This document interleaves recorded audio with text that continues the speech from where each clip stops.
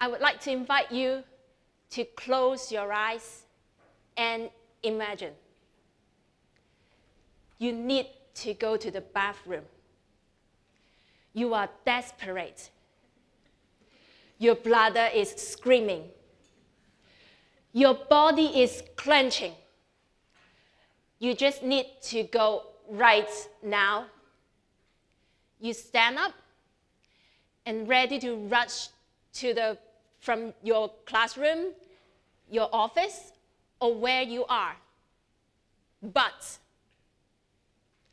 you are not allowed to leave unless you have medical proof from your doctor legitimizing your need to release.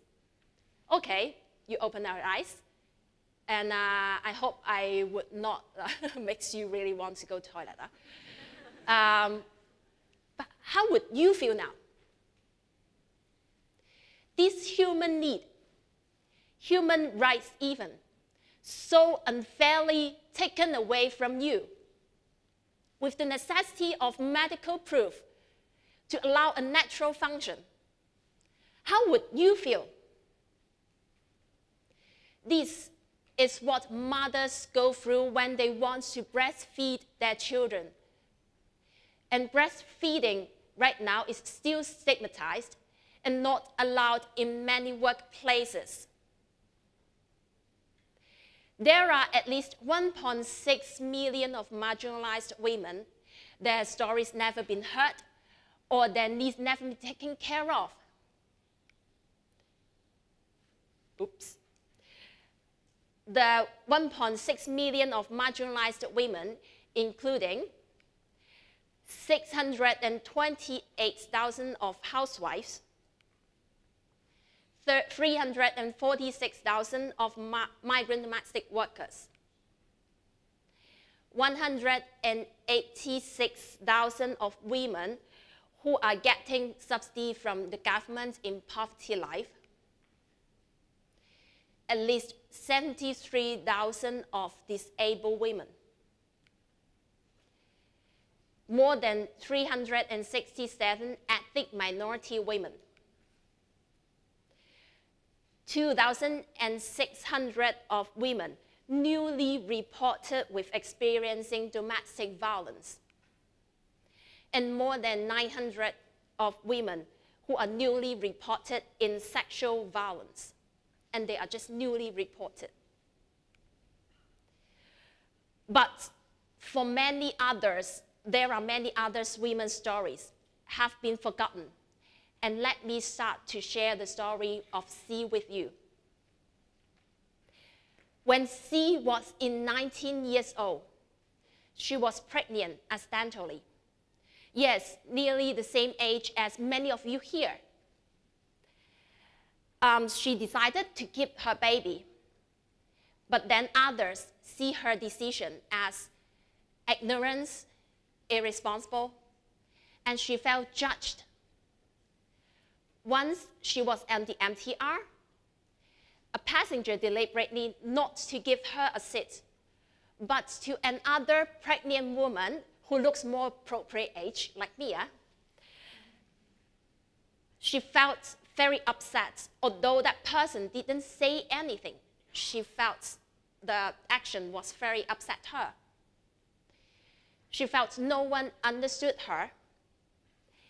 And with the negative labeling, she was close to mental breakdown and considered commit suicide.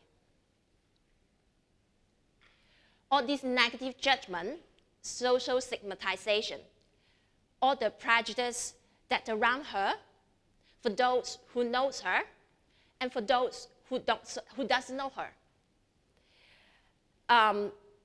that makes her hate herself. And what she wants is, she wants to keep her baby, the life that she wants to nurture. It was incredibly difficult and stressful to speak out, and in the fear that of how others respond to her. Let me share another story with you about Grace. Grace was in a Christian family, and her father was a priest. But she knows that she was a lesbian. She is a lesbian, actually. When she was very young, she knew that. But she has to keep this secret hidden because she is from a Christian family. When she was in university, she fell in love with her girlfriend, but then her girlfriend fell in love with another man. Then she decided to marry a man, to have a baby with him, and build a sweet family to conform society's expectation. And she even thought that it would be a good chance for her to get rid of the sickness of being a lesbian. And until 2010, she met May, and she fell in love with her. What do you think she would do? Love won. She decided to be herself, but she lost everything. She lost her family, she lost her friend, she lost her job. It's very difficult, right? But because they spoke up, they have a new and better life. She then joined an organization that concerned about young women's rights, and she became the leader of a young mothers club that gives support to other young mothers.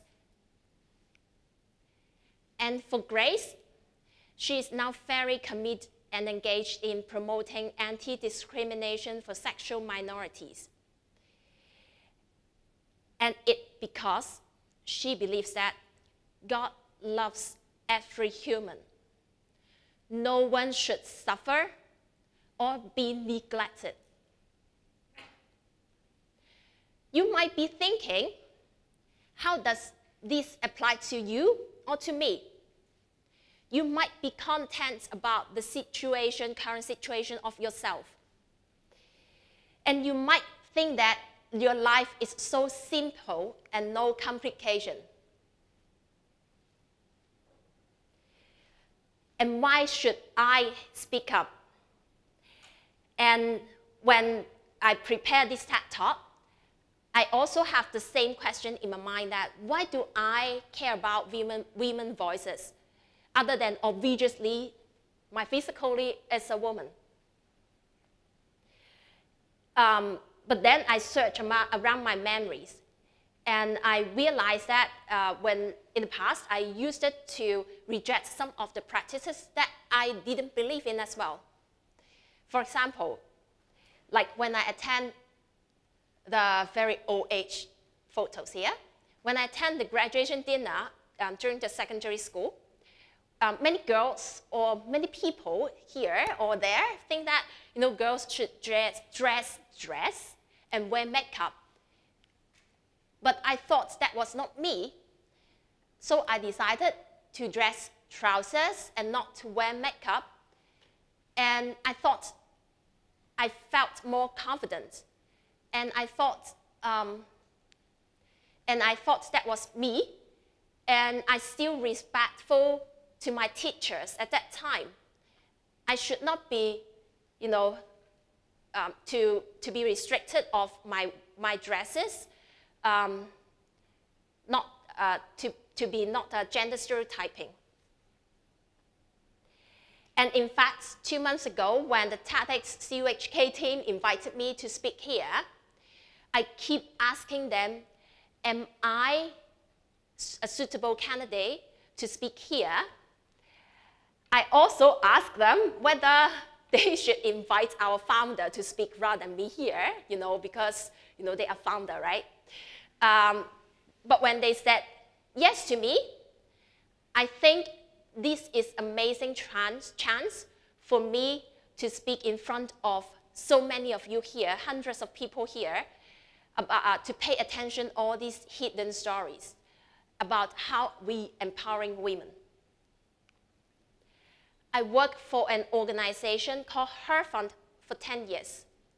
we support and invest women like C, Grace, and other women who dare to change, who speak up, and who would like to make a better life for themselves and for their community.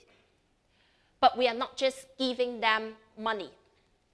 We also build their skills to make real impact, for them to make real impact for their communities collectively. Take an example.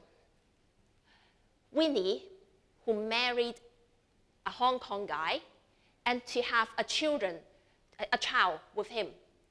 Once she moved to Hong Kong from mainland China, her husband disappeared suddenly.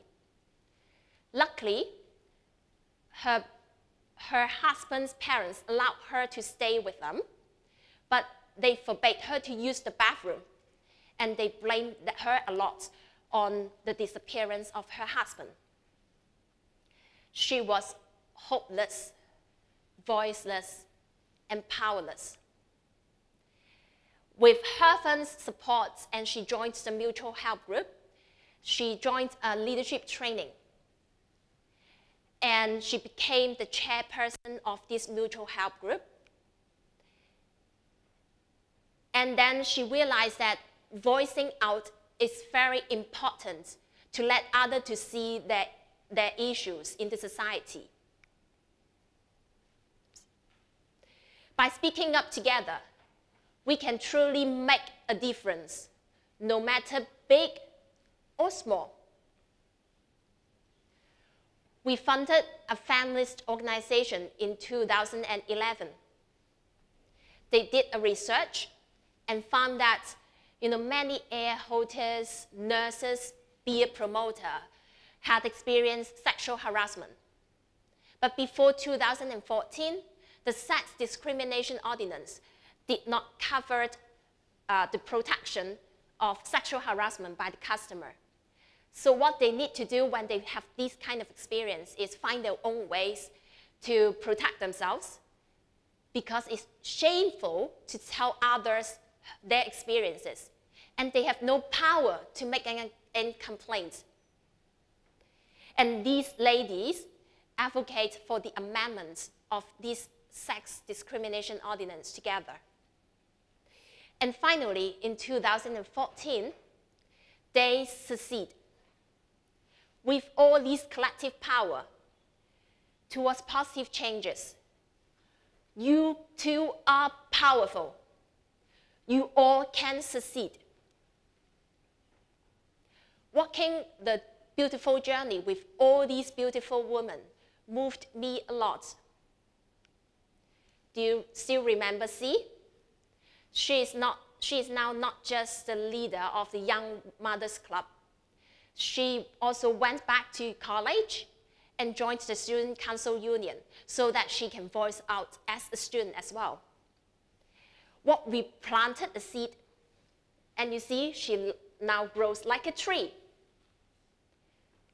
So please, if you think you don't have a voice, but you have a story to share, please start sharing your story with one person or the person next to you, and you'll find how similar situation or how similar experience that you have. And if someone have a story to tell you, please listen, be supportive, and help them to speak up so that everyone can have an equal voice in the future. Speak up, and speak up. Thank you.